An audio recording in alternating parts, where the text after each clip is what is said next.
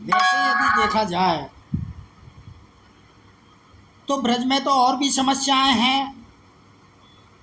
ये कॉरिडोर इतनी बड़ी समस्या नहीं है, इससे इतनी हत्या या मारकाट नहीं हुई है जितनी बंदरों के द्वारा हो चुकी है।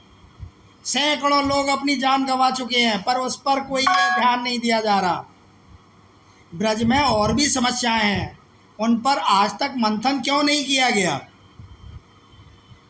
क्या यमुना जल प्रदूषण की समस्या नहीं थी, जिसको 11 साल से ऐसे ही लटकाया जा रहा है?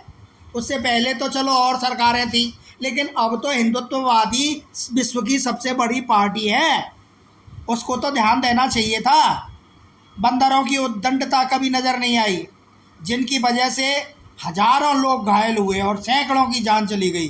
संपूर्ण ब्रज 84 कोस यात्रा क्षेत्र का परसीमन होना भी बहुत ज़रूरी था। कामबन का क्षेत्र राजस्थान के मेवात बोर्ड में आता है और शेषशाही मंदिर होडल हरियाणा में आता है। इन दोनों ही जगहों पर कोई विकास कार्य आज तक ब्रज तीर्थ विकास परिषद नहीं कर पा रहा है, जो कि एक बहुत चिंता का विषय है। ये आने वाले समय में जैसे ही राजस्थान में सरकार बदलेगी, वैसे ही ये मेवात बोर्ड कामबन में ब्रज यात्रा को घुसने नहीं देगा। 6 बार पवित्र तीर्थ स्थल घोषित किए गए, कभी वृंदावन को श्री कृष्ण की जन्मभूमि बताकर, कभी बरसाना को राधा रानी की जन्मस्थली बताकर। आज तक संपूर्ण ब्रज को पवित्र तीर्थ स्थल घोषित क्यों नहीं किया गया? कृष्ण और राधा की जन्मस्थली को क्यों चेंज किया? इतिहास के साथ क्यों छेड़छाड़ की जा रही है? क्या जिन्होंने ये नोटिफिकेशन निकाला उनको नहीं पता? सारा सरकारी अमला एक कॉरिडोर के पीछे पड़ा हुआ है, रातों रात अध्यादेश निकालने पड़ रहे हैं।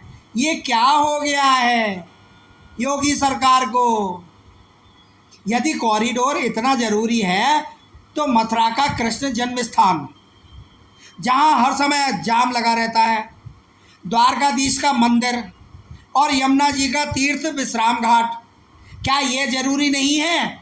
इन पर भी तो कॉरिडोर बनना चाहिए, जिससे वृंदावन और मथुरा तक एक हो जाए। और यदि इतने पर भी ये जिद पे अड़े रहे और ये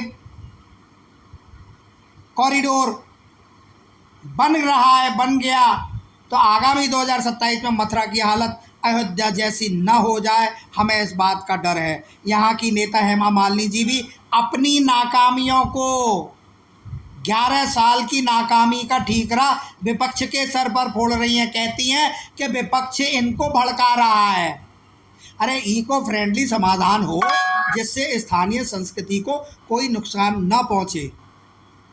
अंत में मैं यही चाहता हूँ कि विकास वह हो जो विरासत को संजोए रखे।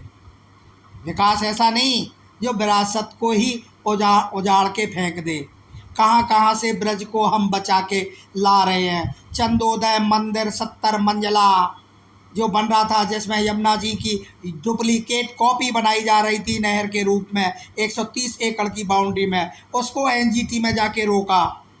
उस समय भी हेमा मालिनी जी ने कह दिया, नहीं मैं तो यहाँ की डिवोटी जी हूँ, मैं डिवोटी हूँ, मैं कुछ इसमें नहीं कर सकती। अरे जनप्रतिनिधि तुम इस्कॉन की नहीं है, पूरे मथुरा वृंदावन की है। हेमा मालिनी जी अपने कान खोलकर सुन लो, दोनों कानों से, कि आप जनप्रतिनिधि ब्रजवासियों की हैं, ब्रज 84 कोस की हैं, किसी इस्कॉन संस्था की या जहाँ की आप डिवोटी हैं वहाँ की नहीं हैं। और आप जो ये पांव धुलवाते हैं ब्रजवासियों से, इसका अपराध बहुत तगड़ा है। मोदी जी तो हमारे, कोई अगर भूल से पैर उनके छू ले तो वापस उसके पांव छूते हैं, और यहाँ तुम थाल सजाकर थाल में अपने पाँव को धुलवा रही हो। थोड़ी सी शर्म कर लो जनप्रतिनिधि पद की। जय जमुना मैया की, जय बांके बिहारी की।